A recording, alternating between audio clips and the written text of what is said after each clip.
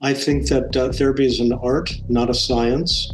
A lot of the people that go into the field have some very serious emotional problems. It's a little bit embarrassing in a way. When I'm around my colleagues, I look around and think, oh my goodness, you actually see people and try to help them? What I'm encouraged to do by my licensing board is to pathologize people, to figure out what's wrong with them, to put a label on it. And I find that to be highly disrespectful because when people come to see me, they already don't feel so good about themselves in the first place. Why should I agree with them that there's something wrong with them? If I come up with a diagnosis for you and then come up with a treatment plan, and it's not as effective as it could be or it doesn't work, then I get to blame you for not following the recipe. I see symptoms as a form of communication rather than what's wrong with you. What people are looking for is connection. We are constantly being fed a diet of fear to keep us on the edge of not ever feeling okay. If we didn't have a constant diet of anxiety being fed to us by the media, our economy would collapse. Because people would stop buying shit they don't need, and they would stop over-medicating themselves and all of that stuff. A lot of times people go through life feeling chronic loneliness, and then they're really anxious on top of it because they may not even know who they are. And any love that they get, they don't feel like they deserve because it's not real. It's based on the creation that they present to other people. The problem is that if you get love for that false self, you can't trust the love because you know it's based on false pretenses. You stick your kid in a crib and you let them, in quotes, cry it out. That drives me crazy because it is such a damaging thing to a little baby. What you're teaching your kid from the beginning of his or her life is how to disconnect from themselves in order to fall asleep. You want to have anxiety? Disconnect from yourself and see how anxious you'll feel. Hypnosis is a deliberate recreation of the electrical chemical state that you go into when you're being traumatized. So it gives you a direct link to those experiences. There is no such thing as being happy. You've been brainwashed into believing that such a thing exists. Anything that you hear in this podcast is not intended to be taken as medical advice. The thoughts and opinions you hear shared are just that, thoughts and opinions. And any action that you take based on what you hear is done at your own risk. And with that said, enjoy the show. Welcome everybody to today's episode of The Health King's Court, Ancient Wisdom, Modern Health. I'm your host, Zach the Health King. I have a very interesting guest with me today, someone that is in a field that is very near and dear to my heart. He is a private practicing clinical psychologist in California at Santa Barbara, and he's been doing so since 1989. He specializes in post-traumatic stress disorder, depression, anxiety, and relationship counseling. Rather than pathologizing clients based on the medical model of psychotherapy, he sees therapy as more of an art. And he's developed his experiences over years of work in the field. One of the modalities he uses in his practice is clinical hypnosis, which allows the clients to access the subconscious as well as the conscious mind. His clients have encouraged him to write a book about his unique and effective practices for many years. And so in 1990, he did so with his brother, called Surviving an Automobile Accident, which explores the physical, emotional, and legal challenges following a motor vehicle accident. Currently, he's hosting his own podcast called Fear Me Out, so be sure to check it out when you're done here. And he's also writing a book that goes by the same title. He's a father, a grandfather, a loving husband. That is a Mr. or a doctor, rather, Dana Saperstein. Welcome, Dana, to the show. Thank you, Frank. I appreciate the opportunity. Yeah, super awesome to have you here. Like I mentioned in our personal conversations, and even just again right now, I love the area of psychology because it was actually what I originally intended to do with my life. I originally went to university to be a clinical psychologist, got my bachelor's in psychology, but for various reasons decided to go a different route. So I call myself a bit of a street psychologist these days. I just like to use psychological principles to help those around me live a better life, perhaps not in a clinical setting, but let's talk about what you do in the clinical setting. What got you into this as an area of study and an area of profession in the first place? Well, I think what got me into it is the same thing that most people that come into the field. I suffered a lot of trauma as a child, And I went into therapy when I was in my late teens, early 20s, and had a few different therapists. But then when I moved to Santa Barbara when I was 21, I found a therapist here in town that was really remarkable. He became my mentor, and over the course of seeing him and many years, he convinced me that I had what it took to become a therapist, and so he became um, really helpful in getting me into the graduate school I went to. He was on my dissertation committee and was very much instrumental in me becoming a psychologist. So it was really because of a mentor that I had. Interesting. So from student to master, as the story goes. And so you Yeah. attended his practice as a patient in the first place, or you happened to come across his mentoring in a different capacity? No, I actually was going to UCSB, and I approached my abnormal psychology teacher and said, "Hey, I want to get into therapy here. Can you give me some names of some people in town that you trust?" And he happened to be the person that answered the phone. I just got really fortunate, and he was such a lovely man, very instrumental in helping me heal a lot of the deep trauma that I suffered, and then was incredibly encouraging of me to become a therapist. And I will be forever grateful to him for the multiple roles that he played in my life. Yeah, it's fantastic when we get such a influential and positive figure in an area that we are interested in. And that's something I can relate to. Along the way of my studies or experience, I first had a wonderful psychology teacher in maybe seventh or eighth grade. And she really solidified my interest in the area of study. And then, of course, in university, there were a handful of wonderful professors as well. And unfortunately, a lot of people don't get to experience that, and that can make all the difference, right? Have you experienced that as well in your academic study along the way, or like, you're not really representing this field the way it should? And I think a lot of people get turned off by that. Did you have that experiences at all? Well, I will tell you, sadly, that a lot of the people that go into the field have some very serious emotional problems. It's a little bit embarrassing in a way. When I'm around my colleagues, I look around and think, oh my goodness, you actually see people and try to help them? But that just could be my arrogant self speaking. But I will say that what draws people into any field is something that's usually very personal. And I did meet a lot of people in school that were going to school hoping that that would sort of help heal them, and it doesn't. You really need to do your own personal therapy, and you need to do a lot of work in order to be able to help people in a way that is useful and effective.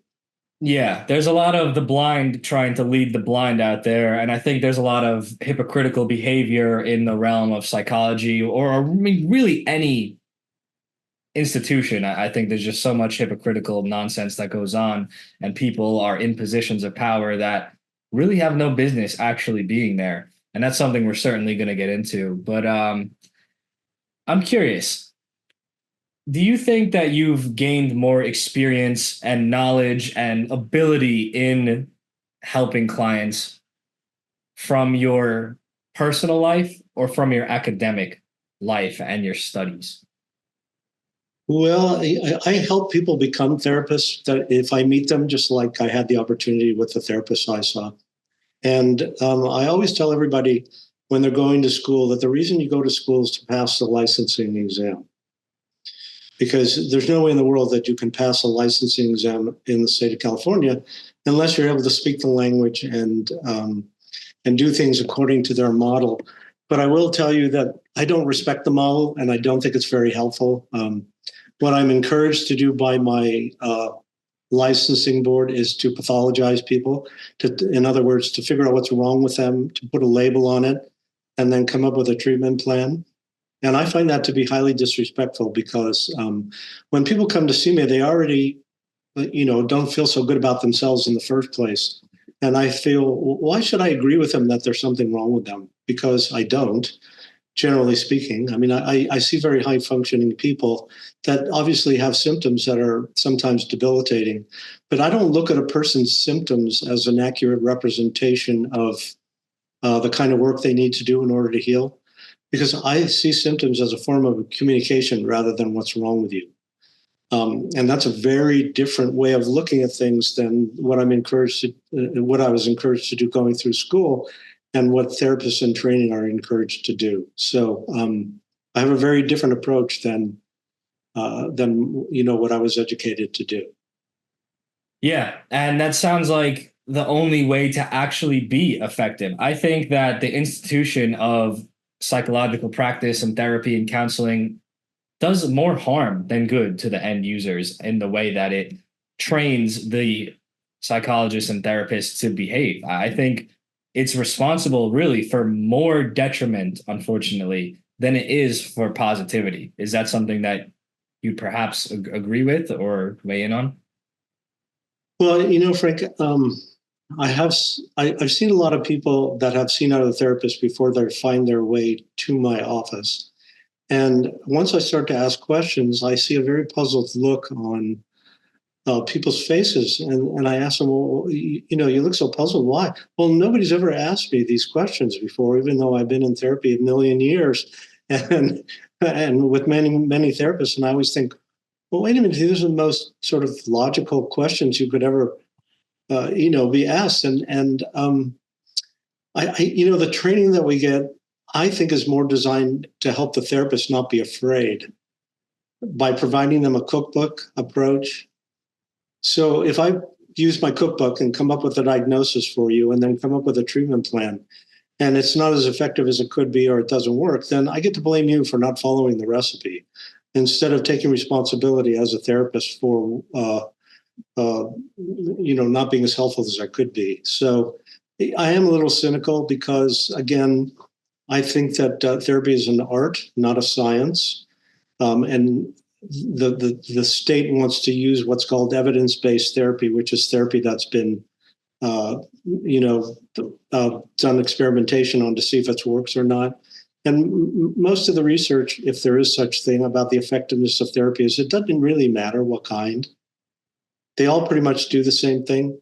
And I think that what I've figured out is that what people are looking for is connection.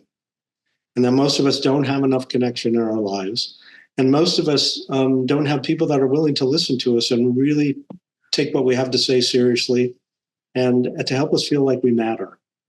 So when I first meet someone, I'll try to do the best I can to help them understand that I'm not looking for what's wrong with them. My job is to teach you what's lovable about yourself and hopefully to stop taking out the things that have happened to you or what didn't happen for you, to stop taking those things out on yourself, because all children, when they suffer any kind of abuse, they blame themselves. Everybody does that. It's hard for a kid to understand that they didn't do anything that caused the abuse or neglect. But, kids, they don't know any better. They think in very black and white terms. And so something happens to me, it must be my fault, or I must not be good enough to love, or whatever it might be.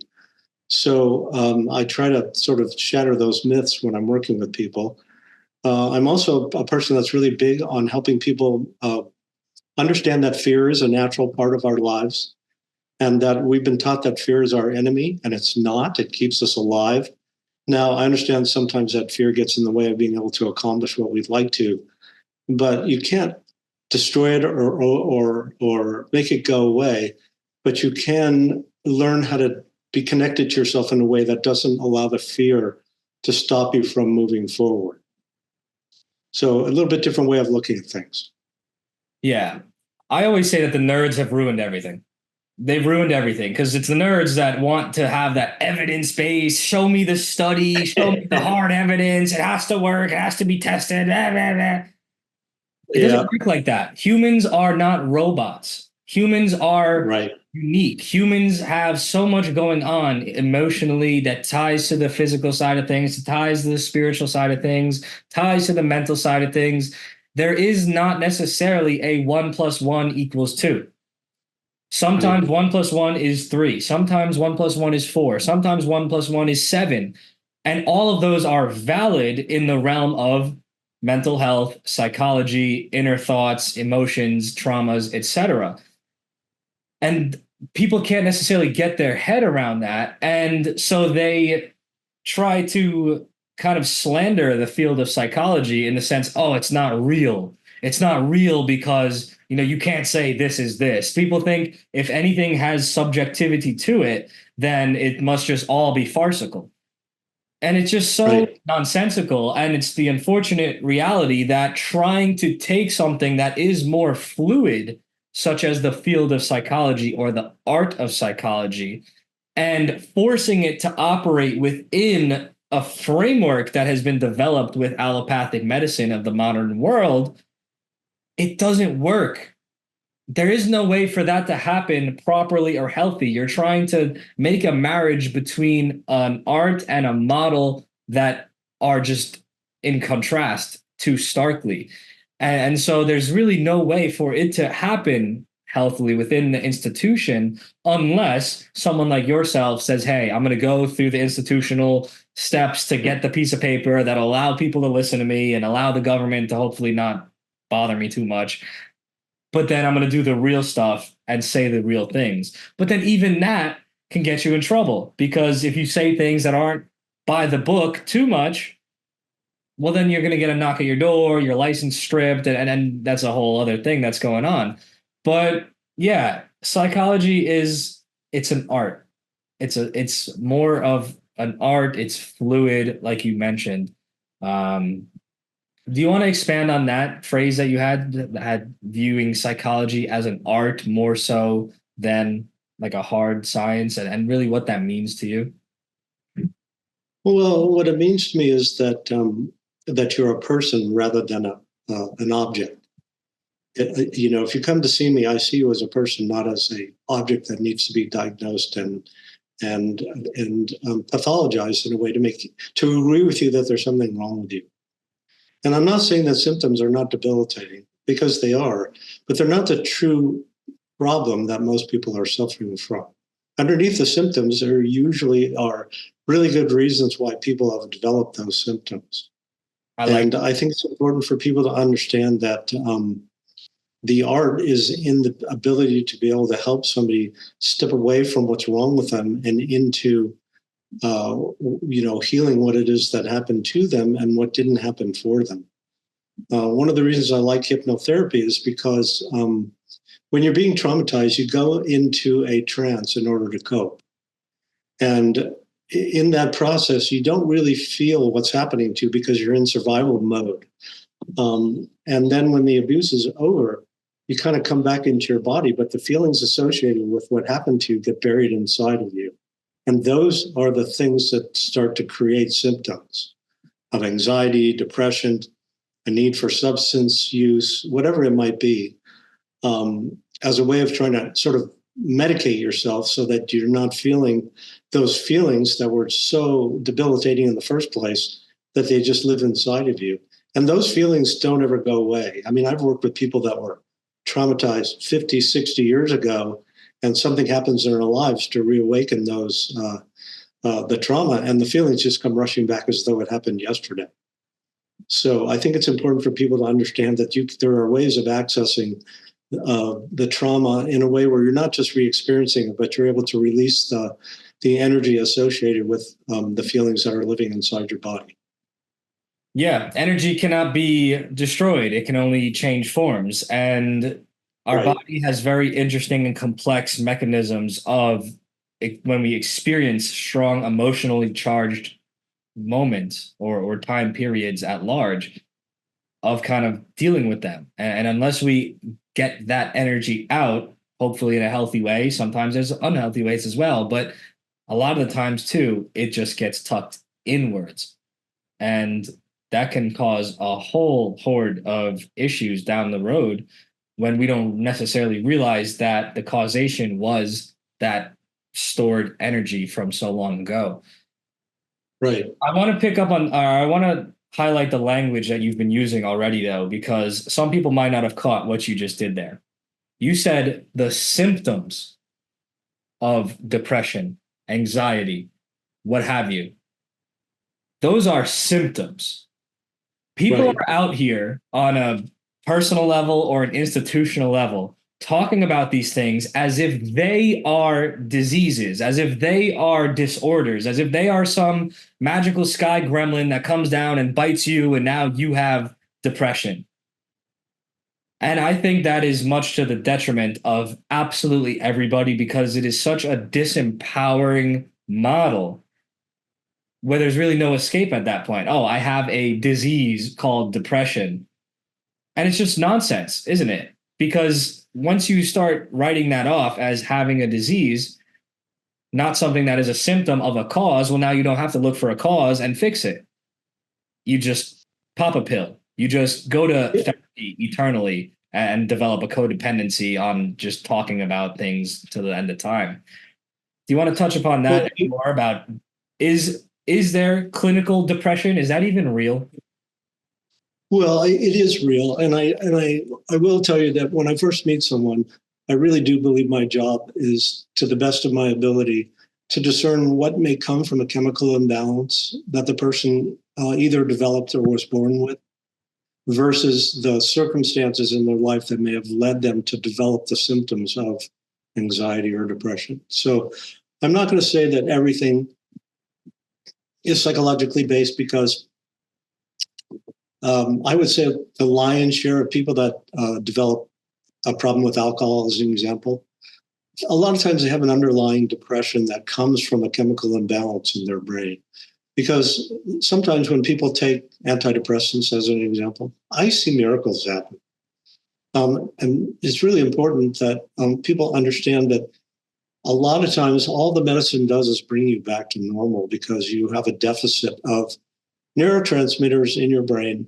And that's like driving your car without enough oil. It causes friction, it causes problems. So, and again, not everybody that comes to see me obviously has chemical type depression, but I will say that it is something that I encounter, and medicines do really help as far as that goes. The medicines won't work unless you have a deficit. So the only way to know if you have a chemical depression that's causing psychological symptoms is by taking the medicine. And if it works, then you know that this is partly a biological phenomenon. There is a lot of research done on kids that have been really traumatized, early in their lives, and it does actually change their brain chemistry as a function of what it is that happened to them or it didn't happen for them. So I'm not going to say that clinical depression doesn't exist because it does. But if you go to the doctor and to treat your depression and they give you pills, it's usually not enough, to make a difference because it's generally a combination of both biochemistry, the circumstances in your life, to greater or lesser degrees. So it is, again, I know I'm repeating myself, but I don't want to mislead people into thinking that therapy can cure everything. A competent therapist should be able to help you just based on how you're describing your symptoms, whether there's a biological component. Yeah, and obviously there's so much nuance to so many different things, and there's a difference when we're talking about someone that has experienced a very significant individual trauma or a series of traumas, this and that, or just the everyday person whose life sucks and so they're depressed. I think that the chemical imbalance phrase, I feel like it's a bit of a chicken and egg circumstance though, because let's put the significant traumas aside. Let's talk about the everyday person who's out there. Okay. Maybe they're overweight, maybe they don't have good friends, maybe they just work some job that they hate.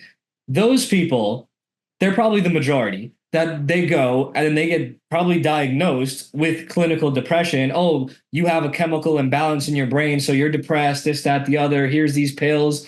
And what just rubs me such a wrong way is perhaps they do have a chemical imbalance, but perhaps if they were to actually fix the root cause and live a better life, well, that changes the balance of the chemicals, doesn't it?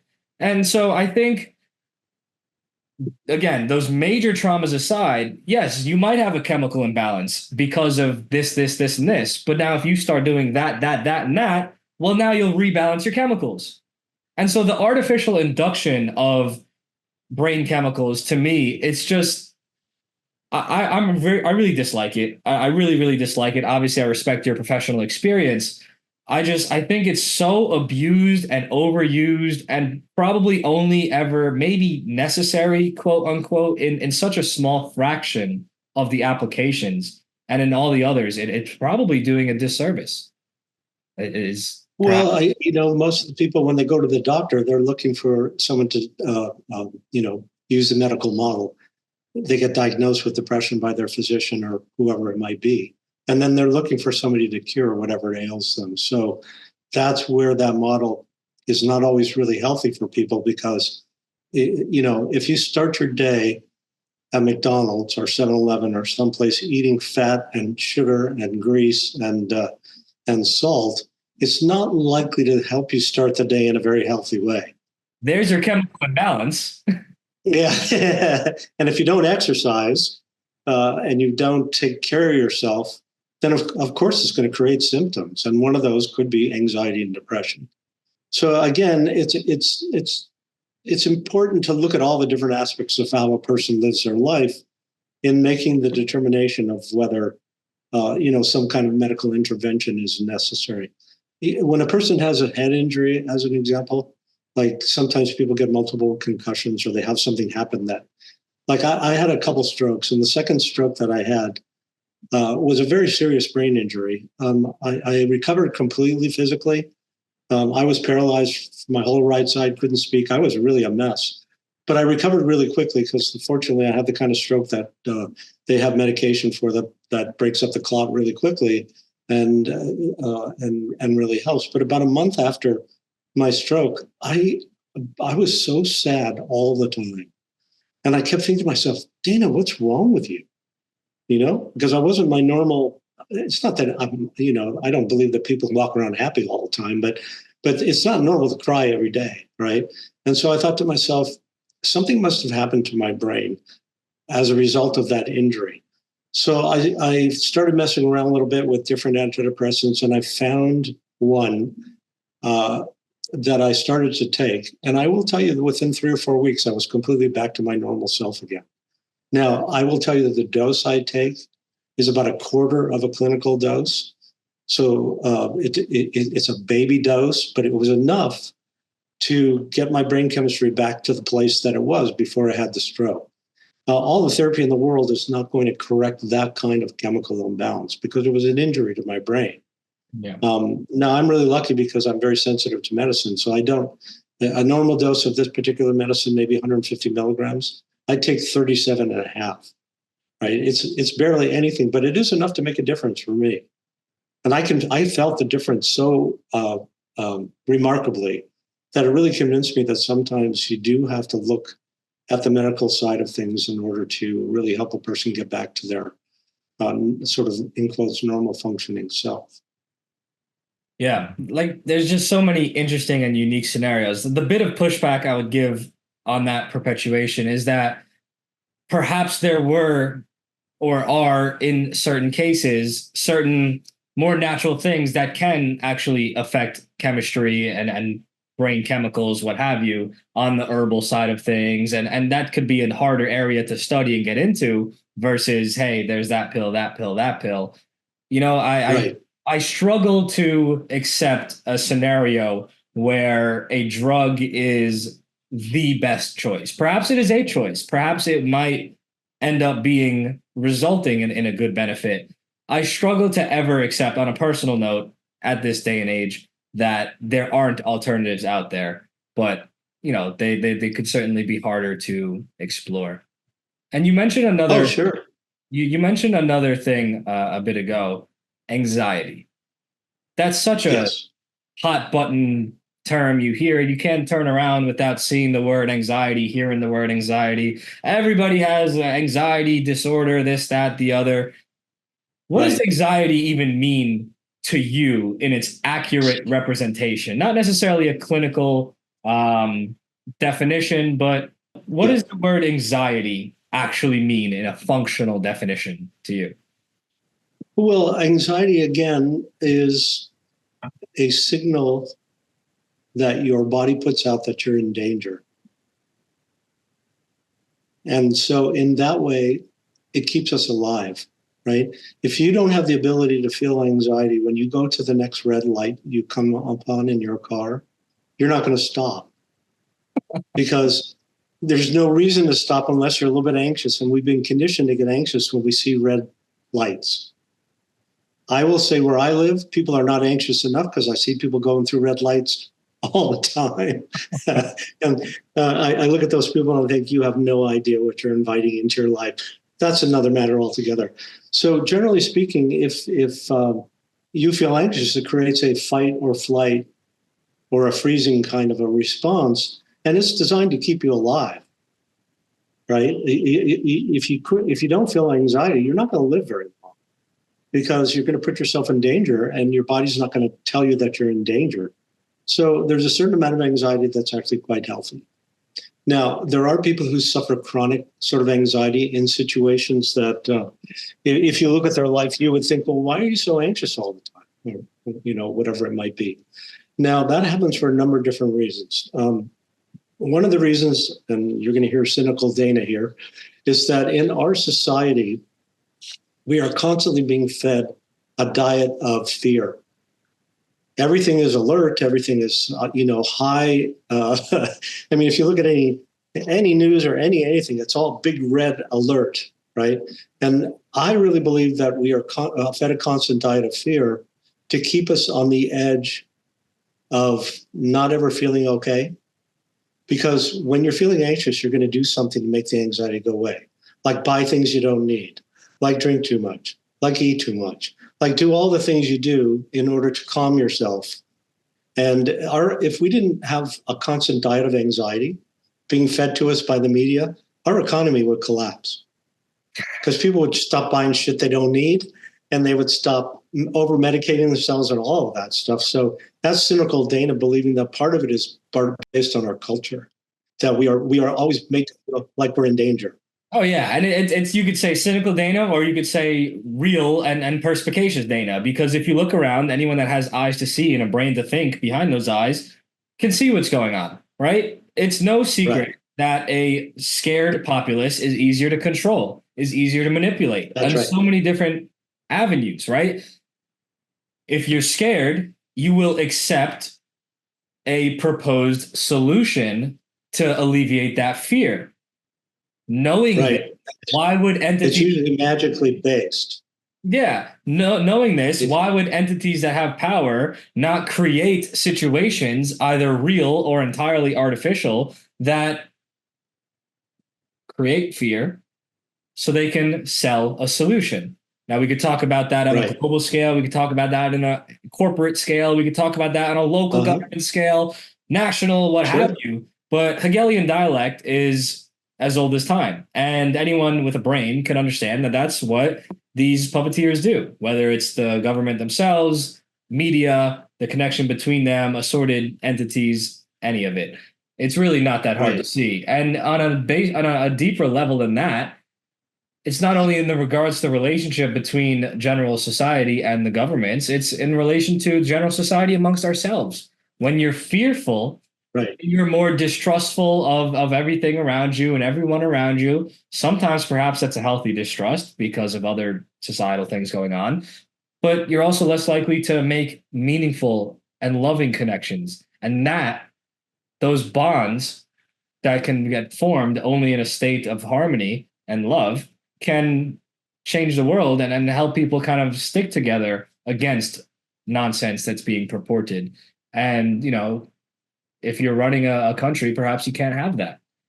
At a deeper level than that, it's even on an individual basis.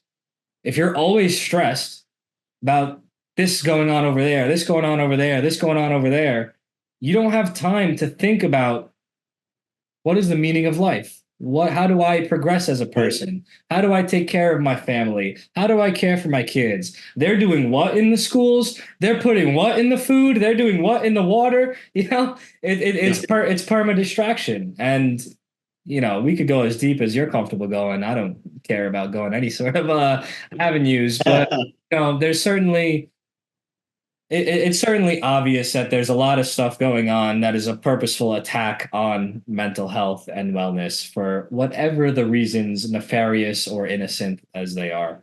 It's certainly obvious. And so that brings me to an interesting question. Do you mind if I interrupt just for one Please, second? please do. Please do. I just want to be more clear about anxiety, not just coming from external sources, because if you're abused as a child, if you're mistreated or neglected, you're going to develop anxiety because you have not been allowed ever to feel safe in the world. And that can start at a very, very, very early age. And so a lot of times people go through life feeling really anxious and they don't really know why. And it's mostly because any sort of control was taken away from them. A lot of times people get threatened when they're being abused, or when somebody's being neglected. It's so insidious that they don't really understand that they may be fed and sheltered, but if their emotional needs are not met, they start to feel really anxious and wonder what's wrong with them, that people don't love them and don't want to spend time with them or are not interested in them. So it's not just the external world, trying to make us anxious. It's also the things that happen to us and don't happen for us that create a lot of anxiety. So if you're someone who suffers from an inordinate amount of anxiety, it's good to recognize that, maybe watching the news and all that stuff is not your cup of tea, but also to wonder, not just like why I'm anxious, but to understand that anxiety doesn't come from nowhere. It's usually based on real life experiences that the person has not resolved or come to terms with. That's why, again, I say anxiety is a symptom. Of course, it's problematic, but almost everybody I've ever met that is dealing with a high level of anxiety, once I start to talk to them, they have a really good reason or many reasons to feel unsafe in the world. Because when we're little and we're not being loved, we start to look around and wonder what it is about us that's not lovable or not acceptable. And if we are able to use our sort of imagination, then we start to change ourselves to become a different person in order to please our family, right? If your family doesn't appreciate emotion, then you become very stilted and disconnected from how you feel. And you present a false, this is not conscious, by the way, you present a false self to the world that's acceptable to the people that bring you into the world. But the problem is that if you get love for that false self, you can't trust the love because it's based on false pretenses. So a lot of times people go through life feeling chronic loneliness, and then they're really anxious on top of it because they may not even know who they are because they lost track of who they were so long ago. And any love that they get, they don't feel like they deserve because it's not real. It's based on the creation that they present to other people. And a lot of this happens on an unconscious level. So I try to help people understand that you have to become really deeply connected to yourself, not self-centered, but centered in yourself. Because the more that you learn how to be connected to yourself, the safer you're going to feel, period.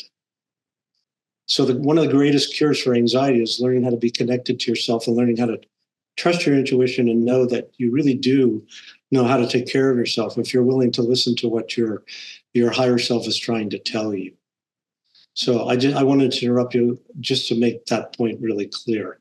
Yeah. No, it's a very important point, and we could do a whole episode itself on childhood trauma because there's so much that goes on more and more in this modern and backward society, and that parents are so unconscious at an average level of how important everything is to a child, to an infant, to a baby.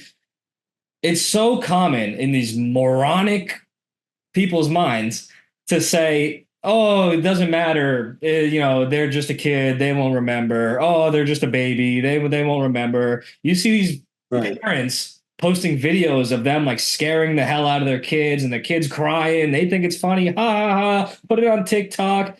Jesus Christ. Right.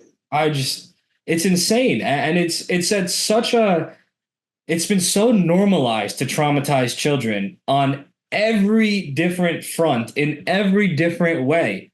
Whether it's, oh, hey, let's take our kid and put them on a stranger's lap in the mall and let them see this scary figure in red with the white beard and, oh, they're crying, ha ha ha, but it's cute. It'll make a good Christmas card.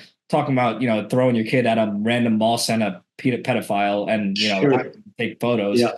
But then it's that's such a normalized level in all these barbaric different ways, to the extent that young men in this country can't even make it but an hour or two into this lifetime without being strapped to a table under fluorescent lights by a bunch of strangers separated from their mother, which is all they know in this world, and having their genitals mutilated, which changes brain Mhm. chemistry and alters sense of self, alters sense of emotions, logic, absolutely everything.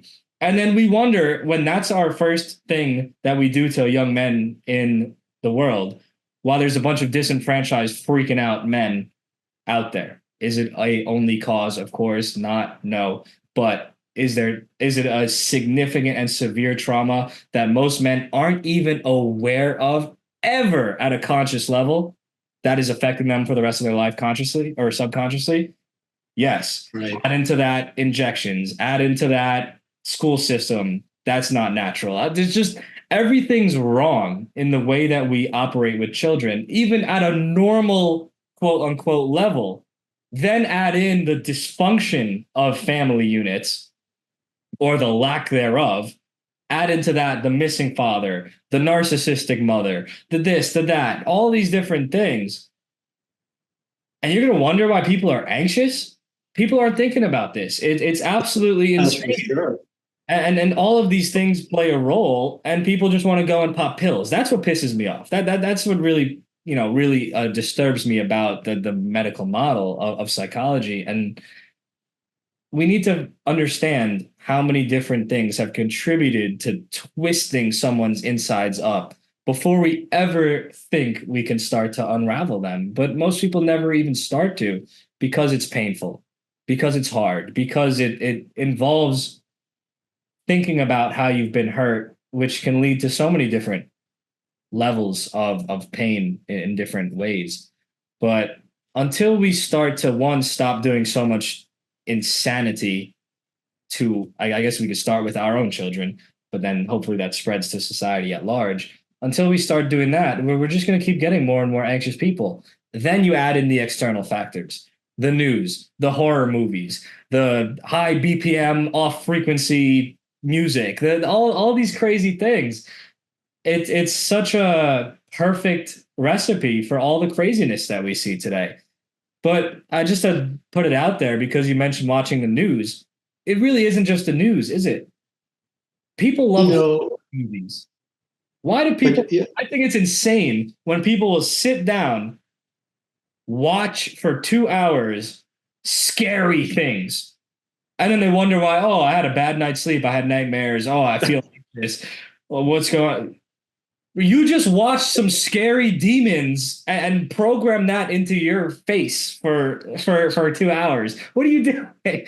God, people are dumb, aren't they, Dana? I'm getting mad now. well, Frank, there's something you have not mentioned, which most people don't, and that is that the way that we raise our infants by sleep training Ah, yes, please, please. Let's go there. is that it's. I think it's a crime because children, especially infants, until they're about 18 months old, they can't tell the difference between themselves and who's holding them on a developmental level. So the need for a connection is really, really, really high. It's inconvenient for parents because it means they got to let their baby sleep in bed with them or very close by. And in our modern society, we think, well, I'm just going to teach my kids, in quotes, or my babies to be independent. And every time I hear that, it gives me a stomachache because you're asking a baby to do something that it is physiologically, humanly impossible to do, which is to comfort itself because it doesn't have a fully developed self yet to comfort. It needs the connection with parent or parents in order to feel safe. So you stick your kid in a crib and you let them, in quotes, cry it out. And what you're teaching your kid from the beginning of his or her life is how to disconnect from themselves in order to fall asleep. Mm-hmm. And I think that that's so much worse than any of the stuff that you were talking about, because disconnection, you want to have anxiety? disconnect from yourself and see how anxious you'll feel. Yep. Right. So, all these smarty pants, pediatricians, oh, yeah, we've developed this sleep training program.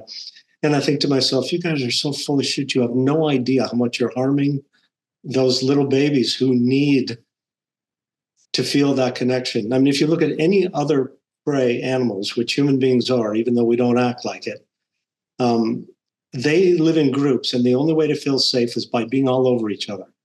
So we watch these little monkeys and they're all over each other and they don't ever disconnect from each other. And the babies are, constantly connected to their parents. And we think it's all cute and adorable, but we do everything we can to separate our babies from us as quickly as possible.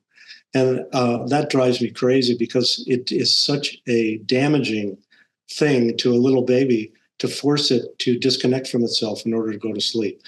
And again, that's me on my soapbox, but I just think that I agree with you. Sleep training is child abuse. I will say it.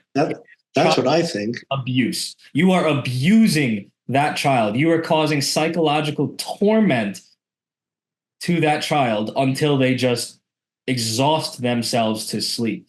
And you see them posting it on Facebook, like, oh, look, day one. With a sense of pride. Day three, sleep training. Oh, it's look, crazy. They did it. Meanwhile, the baby literally just cried. Oh, after 5 hours, they did it. And they just like alone on the floor, just like passed out from exhaustion. So I wanted to mention that because it's not something that's widely looked at as trauma. It's abusive. It's trauma. Yeah. And trauma is such a, a word that turns people off or triggers people these days, because perhaps it does get overused in some ways. But yes, it is trauma. It is lasting effects on that person's psyche, that person's physical health, mental health, their entire life. Because like you're saying, the inner dialogue at an innate, spiritual level or emotional level, a mental level built into our biology as a baby is mother does not love me. Family does not love me. They're not coming for me. What the hell is this world? I don't know what's going on. And yeah, they just, there's no way to cope or deal with that other than withdrawal. And then that has multiple different ways that it can manifest outwardly, whether it's aggression or just, sinking into themselves. And then being that quiet kid, it's different in different people. We all are built a little differently and experience it a little differently. But yeah, sleep training is child abuse. And you touched upon the overall philosophy that feeds that behavior in that children are viewed as an inconvenience first, or really just entirely. The modern structure has parents looking at children as an inconvenience. And in every regard, every behavior that's been shaped with that philosophy is massively harmful. Whether it's, I don't want to be healthy and let myself as a woman, produce the proper breast milk, which is the only right food for a baby. So let me just conveniently mix up this chemical experiment concoction that they call baby formula. Fucking weirdos that ever decided that was a thing. And feed that to children. Let's not worry about there being corn syrup solids and soy and sweeteners and chemicals and colors in that. No, that's what I'm going to feed my baby as if there's some like robotic play toy, some artificial nonsense. I don't want to be healthy. I don't want to, take the time to do that. So, I'm just going to do that.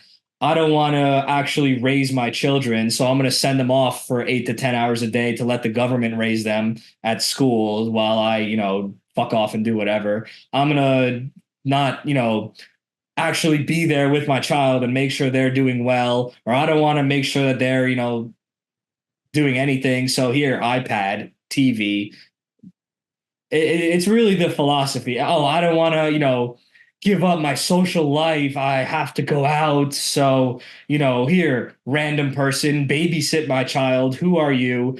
Does the baby know you, like you? Don't matter. Don't care. What are you doing? Oh, here, babysit. I don't have children. And when I do, the world won't know about it. But nobody is ever going to see my children outside of my sight ever until they are of a good age. I do not care. That baby will not be out of my sight. And that's extreme. And that, nuance takes some. It's extreme, but if you can afford to do it, it's healthy.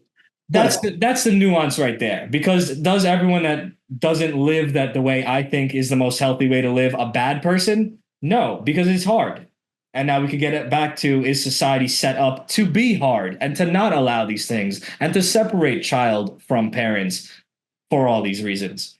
Yes. Now they've pushed, the women in the workplace. Now the women aren't at home being able to care for that child. It's hard to survive on even two incomes, let alone one, for most people in most careers. So I get that it's hard. I didn't say there's a perfect solution to any of this. I'll never say that. Life's hard.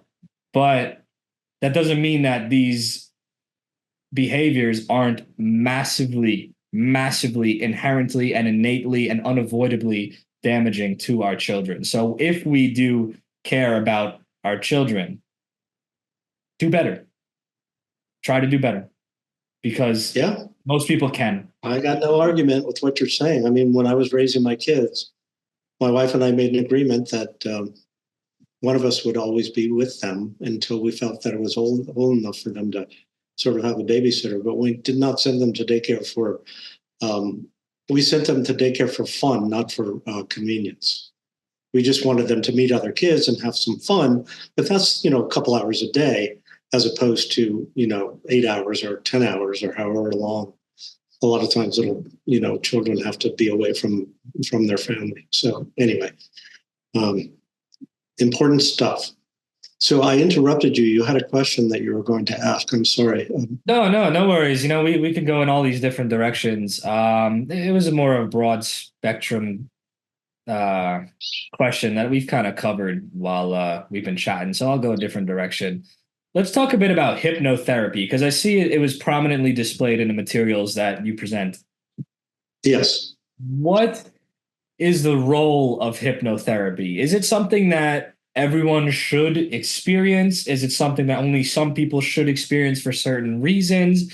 People get kind of turned off about it as, is it even real? Or it might be a scary thing. Can you provide some of what is the real and proper application or implementation of hypnotherapy in a therapeutic process?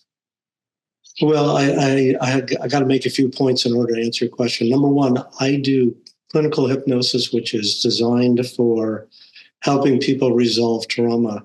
The other kind of hypnosis that's often practiced is habit control, like stop smoking, those sorts of. I don't do that sort of thing with hypnosis. It's purely to help people uh, resolve their trauma.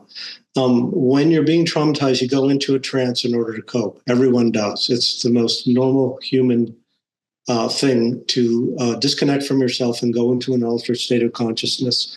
Hypnosis is a deliberate recreation of the electrical chemical state that you go into when you're being traumatized. So it gives you a direct link to those experiences. I developed some ways of helping people not just obviously relive the trauma, but release the energy associated with the things that happened to them and didn't happen for them. And it's miraculous, actually, what happens when a person is able to really feel what they were going through when they were being molested or being abused or neglected in some way. I'm not going to tell you it's the easiest process in the world, because it does involve a lot of intense emotion. When I go to Costco, I'm Dr. Kleenex. I buy the biggest giant boxes and containers I can find, because my biggest business expense is Kleenex. And I'm only halfway joking when I say that, because that's true. And so I've used hypnosis for 25 years or so. It got a bad name in the 80s because there was this notion that therapists were implanting false memories in their clients. And so a lot of people got turned off by it at that time. There were some people who claimed that they remembered being abused, or that their children were being abused and using it as a weapon in divorce. And so hypnosis in some ways got a bad name for those reasons. When I very first started practicing, I did not believe that you could repress like sexual trauma, as an example. I thought, well, how could somebody forget that? right? How could that happen? Well, it turns out that if you don't mind my being graphic for a moment, when I was 4, my parents took me to the hospital to have surgery. And back in those days, you left a kid in the hospital by themselves, and you left them there because there was no place for parents in the hospital. So the night before my surgery, an orderly came into my room, and he took my penis, put it in his mouth, and sexually abused me. He told me that if I told anybody, that he would kill me. And the next morning, he wheeled me into the surgery when I was on the gurney. And when they were putting me under anesthesia, I thought they were killing me because I was losing consciousness. So I went under anesthesia screaming, "I won't tell, I won't tell." I buried those memories so deeply inside myself that it wasn't until I was in my mid-30s that I started having horrible nightmares. The same nightmare night after night after night. And finally, I was able to remember what happened when I was 4 years old. It was completely erased from my memory. Like as far, and I had probably 10 years of therapy before any of this came forward. It was never even a question that I had suffered sexual abuse and all of the stuff that I had to deal with in my life. So what I came to understand is that it is entirely possible for people to repress memories that are so traumatic that they don't remember them until something comes up that reminds them of what it is that happened to them. So when I had this memory and it was using hypnosis and it all came back to me, it was a very life-changing moment, not just for me and my own healing, but also in my understanding that prior to that time, some of the people that had come to see me on a professional level were describing symptoms of having been sexually abused, but because it was blocked in me, I couldn't see it in them. And so I looked back and I felt really badly that I had missed this in 3 or 4 people over the course of time, because a therapist can only help you get to a place that they've gone to themselves or really understand it on a certain level. So I kind of fell in love with hypnosis at that point because it helped me resolve some really, really deep trauma for myself. And I saw how useful it was and how many people would, get to a place where they actually could remember and process what happened to them, or again, what didn't happen for them. And I want to make sure it's clear, you can also be traumatized by neglect. And I just find hypnosis to be the pathway. Now, most people have experienced hypnosis and they don't even know it. Like if you've ever been in a car and driven a long distance by yourself and realized like, holy shit, where have I been the last hour? Right? You've been under what's called highway hypnosis. Your mind, because it needs stimulation, takes you away from driving. And it's not that you're not paying attention. It's just that your mind takes you elsewhere in order to give you some stimulation so that you're not bored out of your mind. So a lot of people don't realize that they've experienced it without, any sort of formal knowledge of it. I will say that, they do those stage performances where a hypnotherapist is going to come and, and it's really funny if you watch it. But I will tell you that it's incredibly dangerous because the people that are most susceptible to going into a deep trance really, really quickly are usually the ones that have the most trauma in their background. So these people think it's going to be really fun and exciting to go up on stage and have them do all this crazy stuff. And they are actually being hypnotized on a really deep level because they've learned to go there in order to cope. But then the performance is over. And I can't tell you how many people after that start suffering from the worst psychological symptoms, anxiety, depression, and they start to wonder, what the hell is wrong with me? And it's because they went under hypnosis and it jarred everything loose inside of them that they had buried. So I tell people, yeah, it's kind of fun to watch those shows because they are pretty funny, but be really, really careful with what you allow your mind to do, because hypnosis is not something to mess around with, because it does give you direct access to the deepest parts of yourself. Now, from a clinical perspective, extremely useful. It makes therapy take a lot less time because instead of just talking, you're going into where you need to feel it inside your body and all of that. And that way it's really good. but it's not something to mess around with, because once you open the door, stuff starts to come out just as a matter of your body wanting to heal itself. It's a natural process. Yeah, it's kind of like slapping a supercharger on a car and putting the pedal to the metal. You could get to where you're Uh-huh. going a lot faster, Yes. but you could also Yeah. crash and burn. And so it takes the Right. very responsible navigating to make sure it's the positive experience. Certainly not something to do just recklessly or casually or as just a medium of play, because you open that door, you open that Pandora's box. If you're not Yeah. specifically there to unpack it healthily, it's gonna be springing out. Cause a lot of problems. Yeah. Yeah, yeah. The other thing is that hypnosis is really not that popular, so there's not that many people that actually do it. I think in my community, there's maybe 2 or 3 people that do it.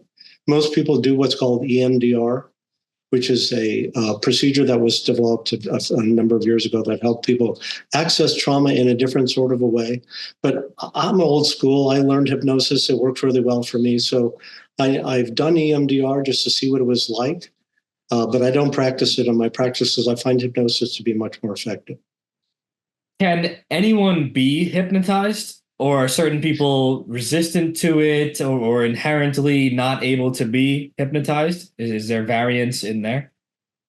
I would say that 90% of the people that or maybe even more, propose hypnosis to have a relatively easy time with it. Now, some people go more deeply within themselves than others, but there's a template inside all of us in our unconscious mind that is a pathway toward healing. So I think that hypnosis is a way of tapping into that template. Because I can't tell you how many people that I've done hypnosis with, and if they don't have a particular destination they want to go to, I just ask them to let their minds take them back in time. And eventually they're going to settle on a particular time and place. And it is amazing that people go to a place, well, God, I haven't thought about this for a million years. I'm not sure even why I went here. But then after a certain period of time, it starts to unfold and they start to remember either deep loneliness or whatever it is that is plaguing them that they weren't really aware of was such a huge part of their life at that particular time. And then it kind of moves forward from there.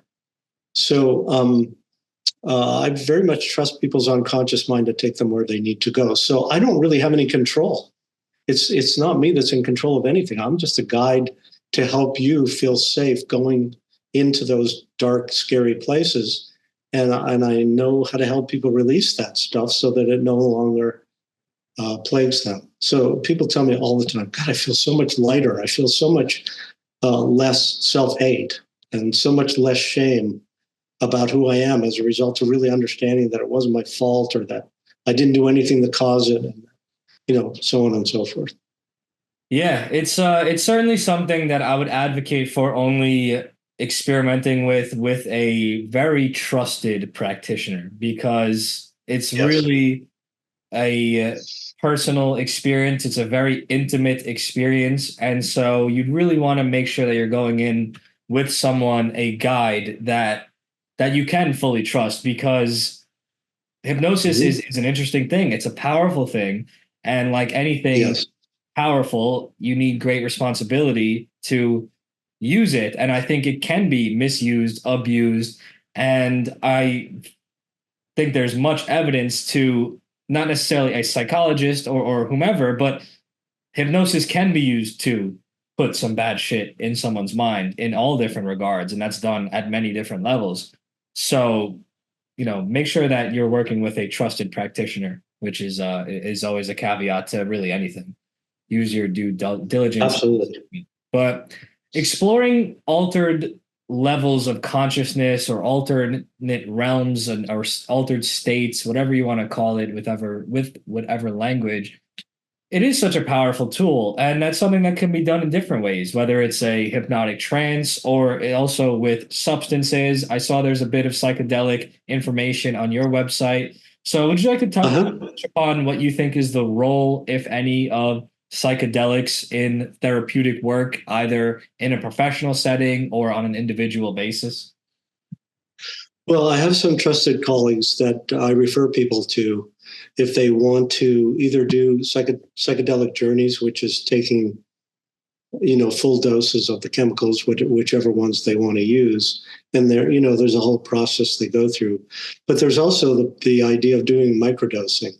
I have 2 or 3 clients who microdose 3 to 5 days a week, taking very, very small amounts of psilocybin in the place of antidepressants. And I've seen miracles happen that way also, because if you have a skilled person that really understands the different types of it's not just it's not just magic mushrooms. There's like 8 million different kinds, and they all affect your brain in a different way. So you need to be able to talk to somebody who really understands all the different varieties and can help you, get the right varieties for whatever it is that you want to use them for.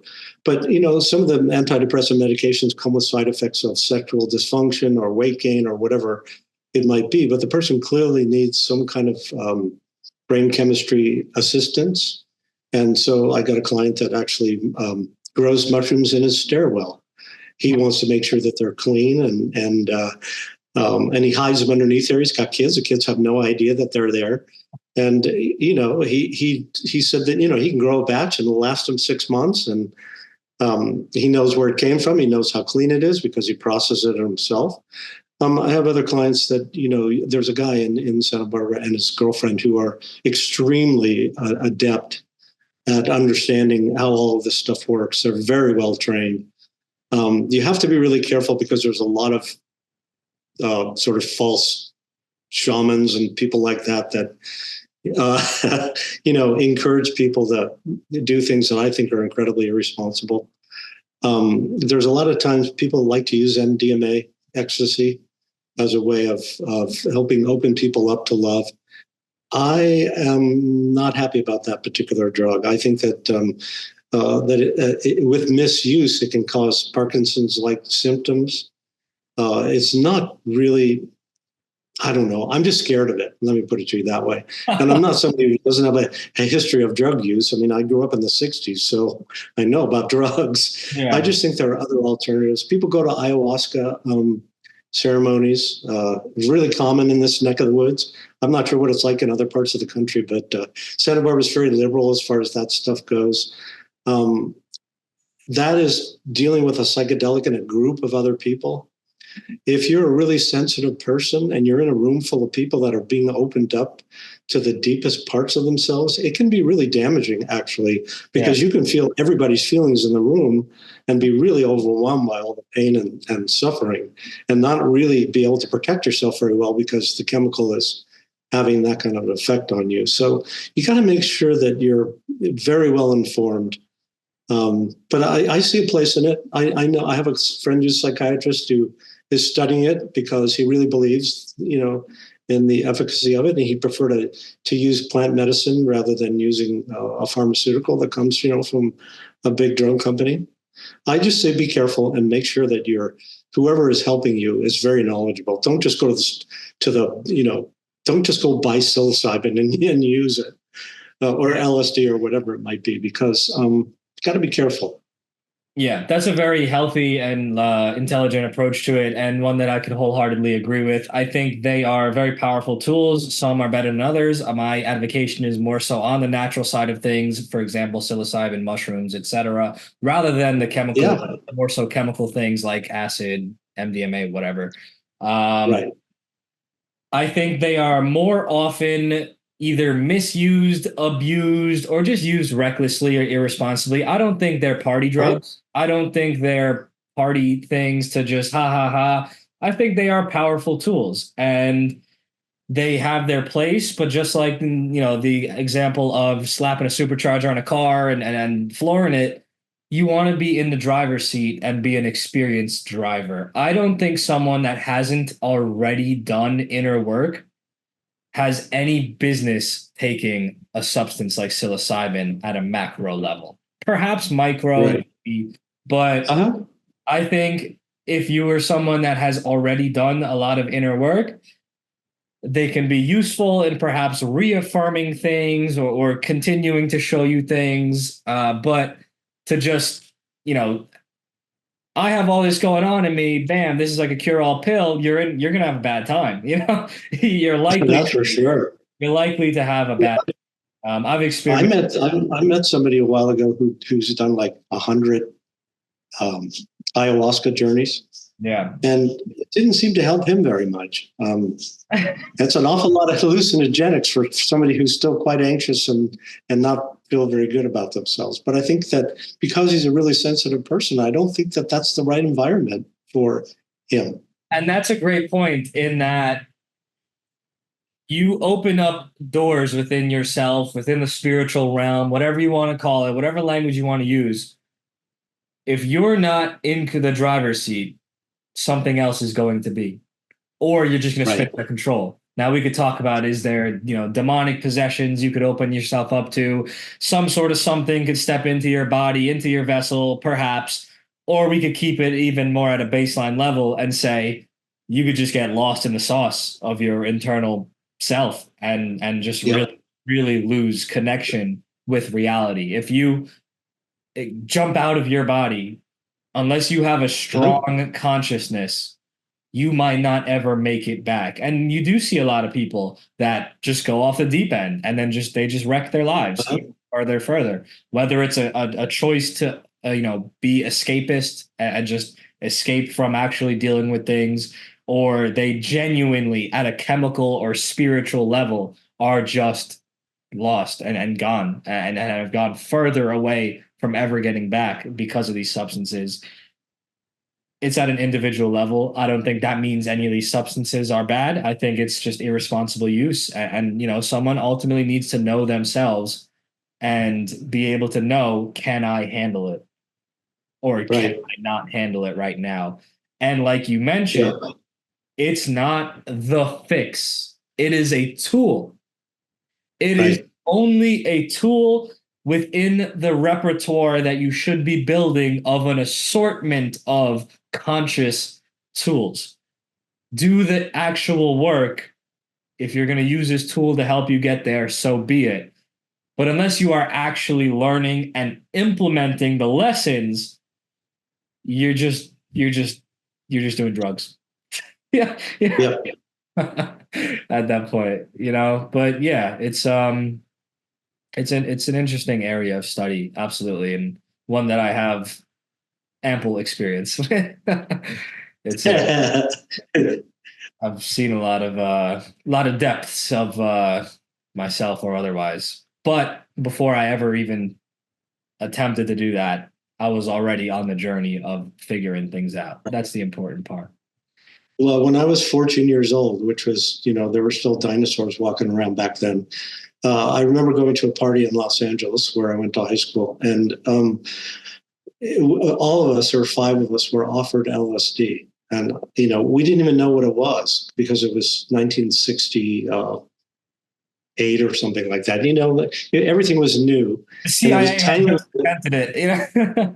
Yeah, it was a tiny little pill. I thought, oh, this is not going to do anything, right? And the person that gave it to us said, maybe you should break it in half, just, whatever. Nah, we're macho dudes, 14-year-old idiots. So we all took it. And I think I was high for 3 days, scared the shit out of me. It was really intense. But the sad thing was that one of the guys we were with, he flipped out and ended up at UCLA Medical Center. Yep. He never came back fully. Yep. It was really sad. Oh, that's real. Because real. Too much of a dose for him. It was too much of a dose for all of us. But, Yeah. Luckily we were able to just sort of, Yeah. It was nuts. That's extremely real. I've done acid twice in my life, LSD, acid, whatever. I would never do it again. I only did it in the first place because I was interested in exploring something, and I happened to Right. find it before, or it happened to find me before mushrooms found me. I had a great time. Trust me, I had a fantastic time. I handled it well. I did a full dose, and it was a wonderful, in control, enjoyable experience. Right. But I'm someone that researches something before I do it. And you see the stories on the forums and this, that of, oh, this person, it stayed in their spine forever and they were never the same, like you were saying. And then there's some people like, no, that's just a myth. That's just propaganda. That's just fear tactics. So I'm like, okay. I did it. I was fine. Years go by, years go by, years go by, and I actually met a gentleman, a couple years younger than myself. He was the friend of a friend, and we just kind of took a liking to each other because, we were both just young men trying to improve our lives, and he lived close to me, so we were hanging out. And he just was a wreck. He was a nervous, anxious wreck who was just continually ruining his life. He was getting sent to mental institutions like every other month because he would just have like episodes of freaking out in public. And I could tell. I've worked with a lot of people on a just casual level, friends, mentees, what have you, on like trying to improve their life and trying to help them out. And so Sure. he was one of them. And I could see in him was a intelligent and good meaning young man, and that was in there. But like we would be hanging out and I would see him going in and out of being all there. Right. He'd be going in and out Yeah. of actually being with me and being able to compendiously communicate versus just getting lost in like himself, and like you could see it in the eyes, and it was a very interesting scenario. And he was Right. experiencing a variety of issues, and he had said it had stemmed or it started when he dropped acid 5 years ago. Wow. And we figured out that was in him, and he was just experiencing hallucinations, psychosis, an acid trip, and it would come in Wow. waves. So there'd be times where he'd be good, he'd be good, he'd be good, and then he'd start like freaking out, and then it'd be good, he'd be good, and he knew it was what was happening, and then it freaked him out even more because he's like, "Oh my God, is this just my life for the rest of my life?" I sent him to the shiatsu specialist that I work with. Wonderful man, also a certified master hypnotist or hypnotherapy practitioner. He's trained in shiatsu by Shaolin monks and also the Japanese adjacent healing arts. He's a very, very wonderful man. Honestly, one of my favorite people in the whole world because of all the things he's helped me with.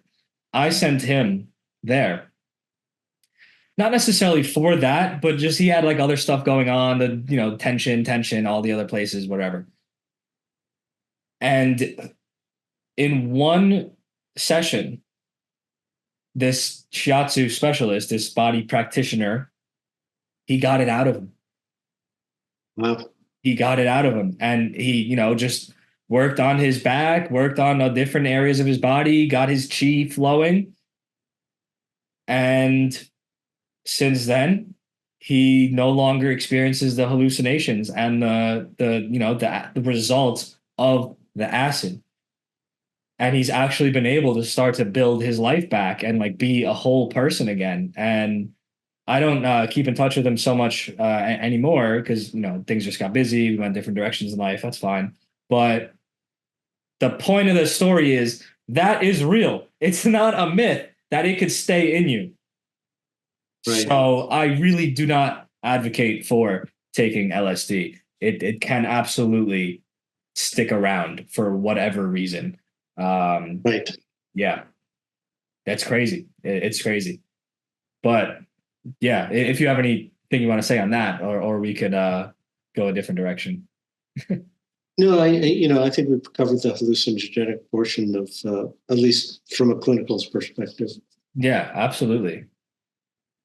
Do you assumedly work with males and females as patients, is that correct? Yeah, you have to be a teenager, like 13, 12, 13 and up. So yeah, I see both men and women. I see probably equal number of both. I'm really fortunate in that regard that a lot of therapists only they have way more female clients than they do male, but I see both. Is there anything you'd like to mention, or is there any differences that you note in working with men versus women, or young men and young women? Is it the exact same way that a therapist can best help them, or are they different in some regards? Well, if I can bring a little bit of humor into the equation for a brief moment. A lot of times when I'm working with men and they talk about their relationships with women, my job is to remind them that they're not in a relationship with another man. Huh.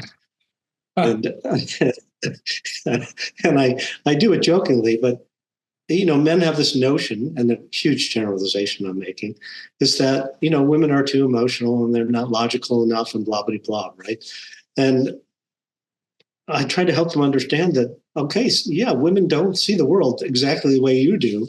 And Yeah. if you want your relationship to be successful, stop looking at your partner like they should become a man.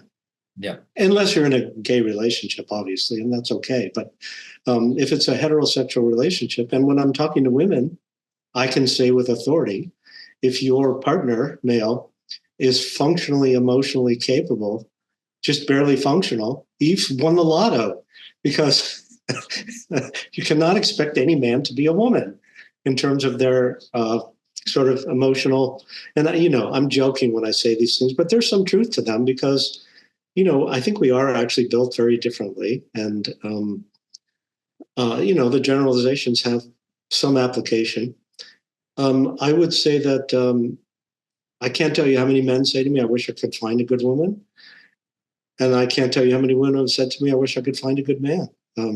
So there's not enough connection available in the world that we live in that makes it easy to find partners unless you're willing to go online, and that's a pretty negative experience for a lot of people.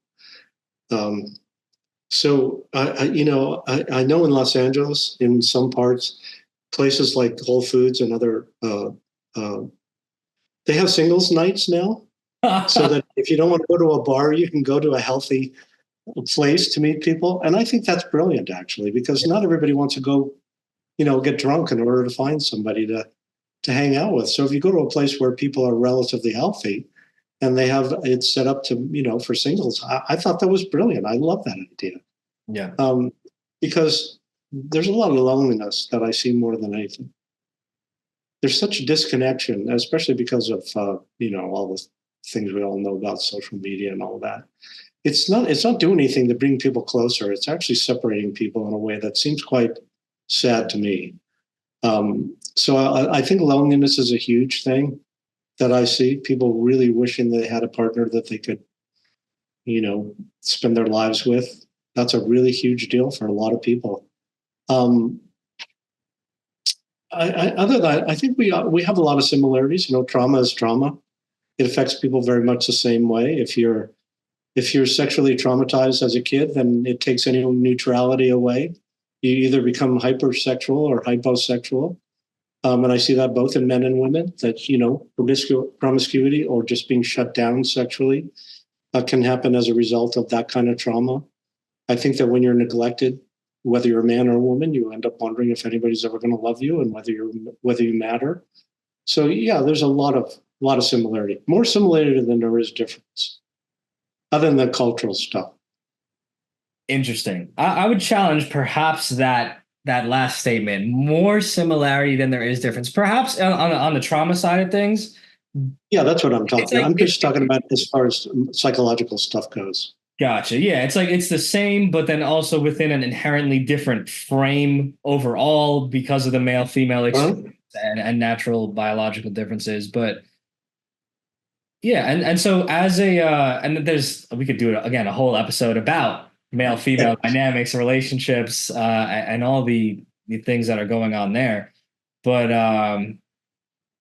yeah, I think it's important to recognize the biological differences and the mental Oh, difference sure.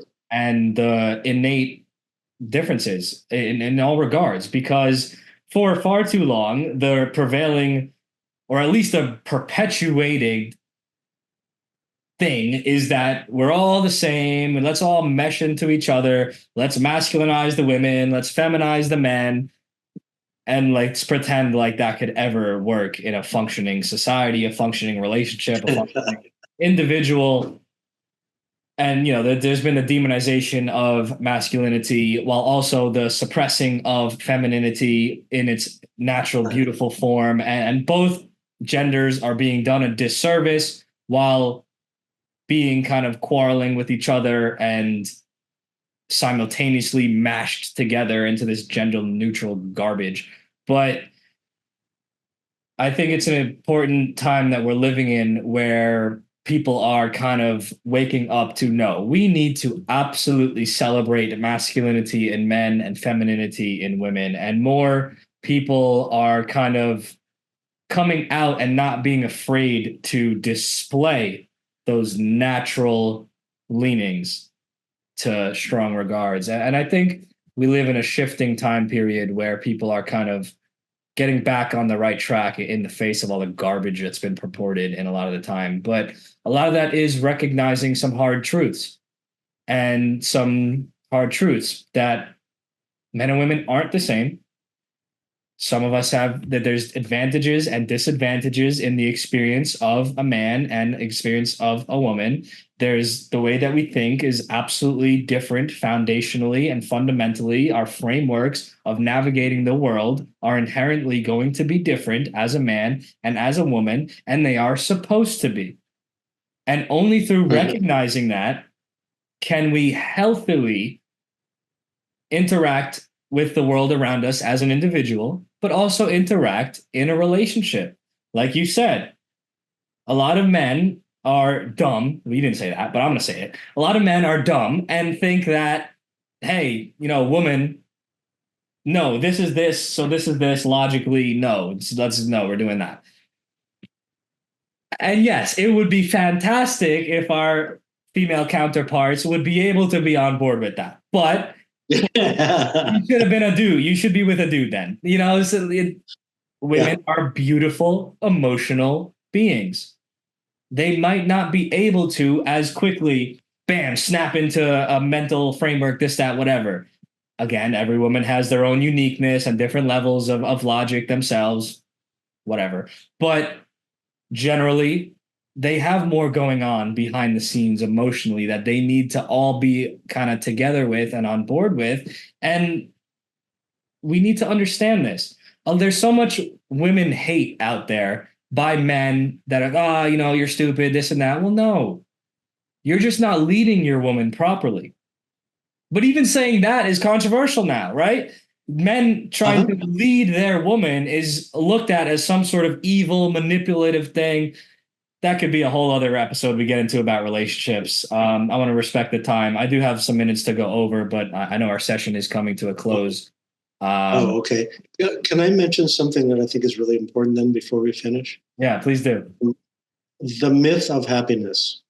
Oh my, you're going to open up this can of worms at the end? I can make it quick. I want to talk about the myth of happiness because it's one of the most destructive parts of our world that people don't understand.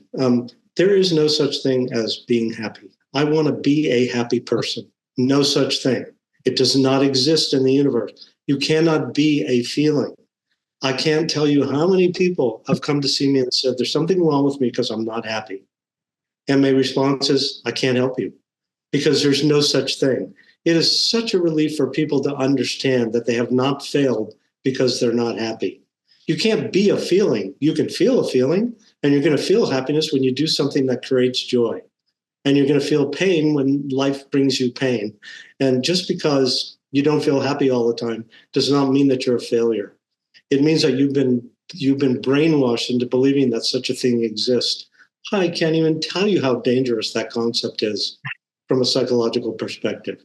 I ask people to strive for neutrality, right? It's like those old stick shift cars. Put it in neutral, gives you the ability to move forward and backward. If you're always thinking that you're supposed to be in fifth gear and there's something wrong with you because you're not flying along in happiness, it just creates so much misery. And so my idea is let's strive for neutrality so that you can then create joyful experiences for yourself and deal with whatever pain comes your way. So please, I'm begging everybody to rethink their view of being a happy person, because you cannot be a feeling. You can feel a feeling, but you can't be one, because there's no such thing as being happy. And oh my God, does it cause problems for people? You have no idea how much misery comes out of not being happy. Love it. Absolutely love it. Massively, massively, massively important mental reframe and restructure because yes, it has been so glamorized and even fetishized, whatever, of happiness, happiness, happiness. And it's like it sounds nice, but it's not real. Yeah, but it doesn't exist. It's not real. And you know, there's the old clip of Bob Marley, oh, they ask me what I want to be, and I say happy, blah, blah, blah. And oh, yeah, that's nice. But it's not Right. real. And there's a bit of a difference I see for men and women as well. Who said you are supposed to be happy? Who said we are supposed to be happy all the time? It's impossible. There's always an equal and opposite force in all things. That is nature. As happy as you can get, you can also get negatively emotionally charged, sad, anger, what have you. And that's where the neutral point you said is huge. Because if you're just existing through life at an enjoyable and fulfilled neutral part emotionally, then you cannot be messed with. You cannot be thrown off. Because if you walk around giddy like a school child, one, you're going to be making unhealthy choices because you're not going to be logical. You're acting from a frame of emotion. And two, you are going to be able to swing back that other direction.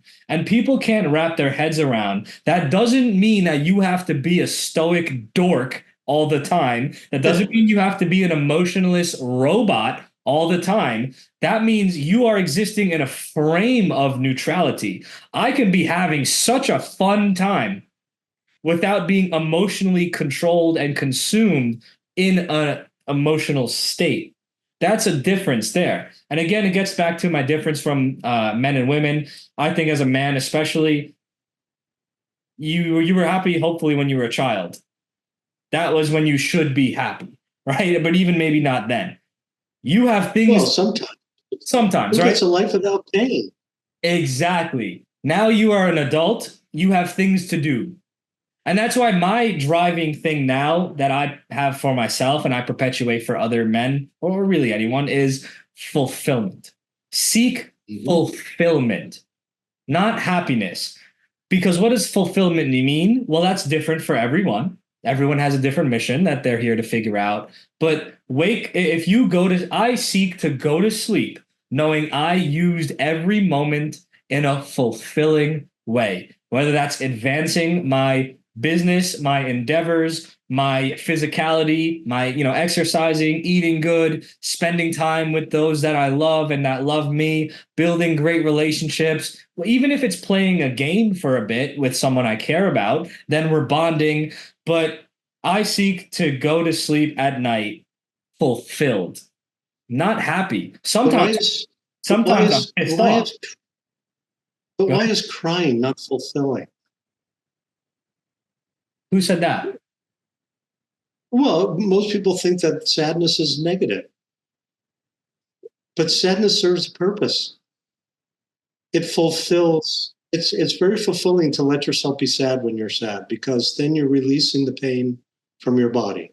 Yes. Right? You lose somebody that you love, or a relationship comes to an end. You're supposed to be happy? No, you're supposed to be incredibly destroyed and sad about that. How is that not fulfilling to release that sadness from your body? That's all I'm trying to say. Nobody gets a life without pain. It's just all part of the human experience to feel everything. And the idea that you should be happy is it's nuts.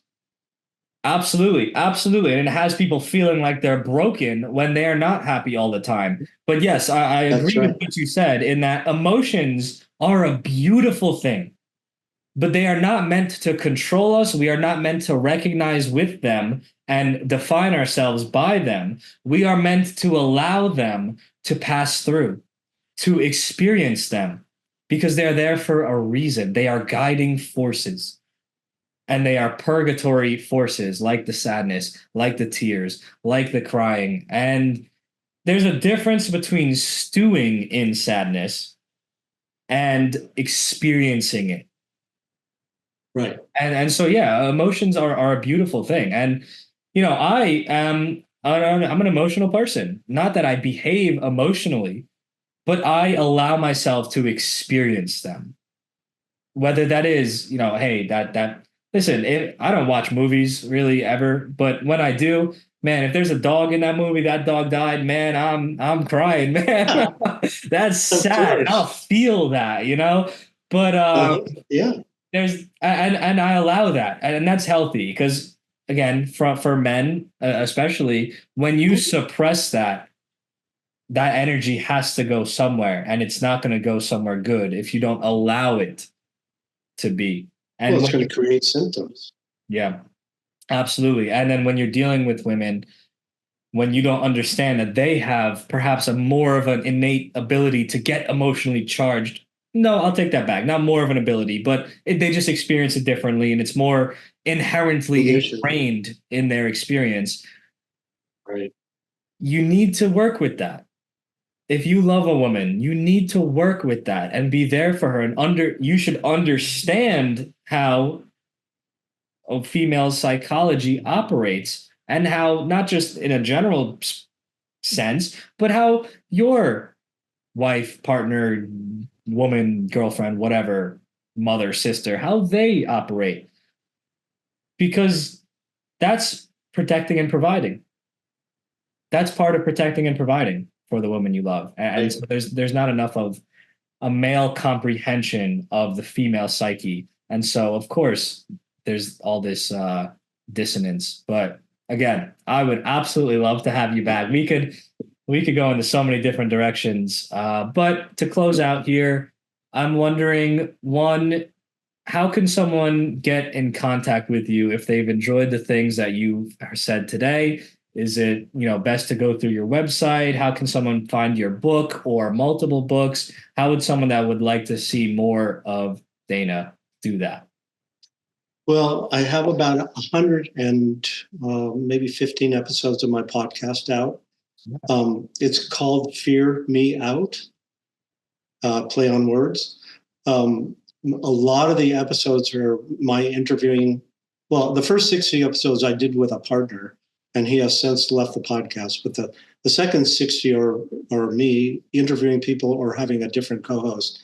It's mostly people talking about trauma of different kinds. And I've also interviewed a lot of professional people so people can get an idea of what to look for if they need some kind of assistance on a professional level. And I do a series of different, I just did a series on being a highly sensitive person. Before that, I did a series on the lies that we learn to tell ourselves. So there's a bunch of really, I think, really useful information. So you can go to fearmeoutpodcast.com or you can go to danasaperstein.com. That's my website, has all the episodes of my podcast on the website.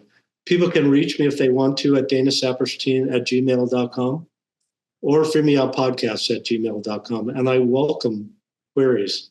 I love it when people reach out and ask questions. And I still see clients every day, but I do podcast stuff in the afternoon, and I'm going to do this for the rest of my life. I have no plans on retiring.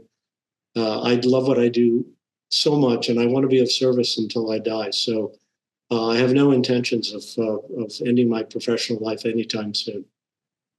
Love it. Love it. Love it. Love it. I feel how authentic that is in you saying that, and I really do advocate for someone making use of that. You just had an offer from not only a licensed and official counselor, therapist, psychotherapist, whatever title you want to use, but also a kind and experienced and wise man. You just received an offer to get a bit of help from. And that's important, knowing when to ask for help. It doesn't have to be some big serious thing.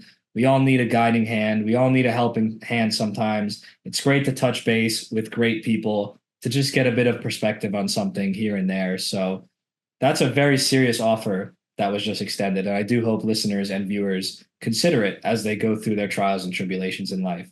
But we've covered a variety. Well, Frank, I can't even tell you how appreciative I am of your time. You're very kind. Let me go on about the things I think are important. It's such a pleasure to meet a like-minded person and to have a discussion that feels powerful and useful. Oh, absolutely. And, only wish that we had more time today. I think we could certainly book another session, perhaps an even longer session on there's so many different topics that we could chat about. And I will correct your language there a bit. You said certain things that you think are important. No, you know them, my friend. I know they're important. Yes. Yes, absolutely. And I would be happy to do this anytime. I love it. It's one of my favorite things to do. The whole purpose of this podcast is to bring interesting and good and real and authentic conversations and information to people that they can use to live a more fulfilling and healthy existence in all realms. I love the actionables. I love the foundational mental reframes. I really, really want people to come away from every episode having learned something that they can use to live a better life. And if that one person lives a better life, then that episode is worth it. If that one person tells one person and they live a better life, or they raise their child just a little better, well, that's really something that's meaningful to me. I put a lot of effort into this podcast. People like Dana put a lot of effort into their work of helping people, and it's people doing things like this that changes the world and makes the world go round. And there's too much of the contrary. There's too much chaos. There's too much disharmony. There's too much nonsensical information or beating around the bush or sugarcoating or downright lying about the way things are. So I think it's time for people who comprehend the way things are, or at least think they do, with a positive intention and have their heads screwed on, at least mostly straight, to start being more verbal. And that's why I intend to be a part of the shift that's happening now. But Dana, is there any closing thoughts you'd like to leave our audience off with specifically? Well, I want to reiterate that I love the work that you're doing, because, obviously you're much younger than I am and you got a lot of life left. And so I'm on the down slope when you're on the up slope. So I'm relying on people like you to make a difference in the world moving forward. And I just appreciate what it is that you're doing. It's really very kind. And it's fun. And again, I'll do this anytime. Awesome. It creates joy. It does. It is a good time. It's a blessing to be able to have work feel like play as well. And I find great fulfillment in doing this podcast and doing the other things that I do. And through that fulfillment, I do feel quite happy very often. But I really hope that for as many people in the world that can achieve it. Dana, thank you very much for coming on the show. You as well. A big thank you goes to Dana for coming on the show. He was a really enjoyable gentleman to speak to, and a true testament to what it means to do the profession of psychology the right way. Not the right technical, make the licensing board happy with you way, the right actually getting people the help that they come to you for type of way. It's really amazing to meet more individuals like Dana that are doing the profession of psychology justice. It's a travesty what the industry has become as a whole, but it's amazing to see the rebels out there still speaking the truth and still telling it like it is and not afraid to actually help people. So I tip my hat to him, and I thank him for his many years in the field offering his services to the world and to humanity, because we need more professionals like him. And the more I do this podcast, the more I get a bit of hope for the institutions of the world, because apparently there's some good guys out there. So be sure to check out his podcast. It's called Fear Me Out. I'm sure, based on all the things that he had to say in this show, that he has some great things on that one as well. And be sure that you're subscribed so that you get notified when I release a new episode, because there are many more coming your way. Next on the list is the divine union between masculinity and femininity. Really interesting and really beautiful topic, a really important one. as masculinity and femininity have been perverted and inverted and corrupted, and a lot of people don't quite even know what those words mean anymore. So have a great conversation coming your way. Be sure you're subscribed. Please give this episode a like if you enjoyed the conversation. Please let me know in the comments what you thought. Let me know if you'd like to see Dana back on for a part 2 sometime. I love the support, and I look forward to seeing the comments on this one. You're listening to the Health King's Court. Ancient wisdom, modern health.